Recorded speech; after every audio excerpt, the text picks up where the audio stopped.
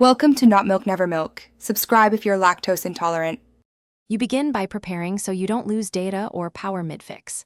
Back up to iCloud or iTunes, then make sure the battery is above 20% so the phone stays on. Once ready, remove any case and screen protector and wipe the screen with a lint-free cloth to rule out debris.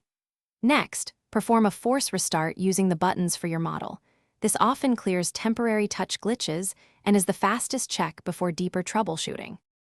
You now dive into diagnosis and targeted resets. First, test touch and diagnostics or reduce background interference by disabling complicated accessibility options. This shows whether software is the cause. Once done, check touch accommodations and accessibility settings and reset any that look off because misconfiguration can alter touch response. If the problem persists, update or reinstall iOS through Finder or iTunes. This repairs corrupted system files. Make sure to restore your backup only after confirming touch is working again. You're at the final phase. Decide between repair or replacement. Inspect the screen and edges for cracks or signs of water damage because those usually require a hardware fix. If you see physical damage or the touch still fails after software restores, arrange a screen replacement through Apple or an authorized shop. Warranties and true tone preservation matter.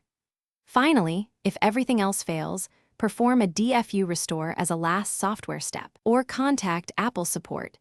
Do not attempt advanced hardware soldering yourself. Thanks for watching. If this was helpful, leave a like and consider subscribing. See you next time.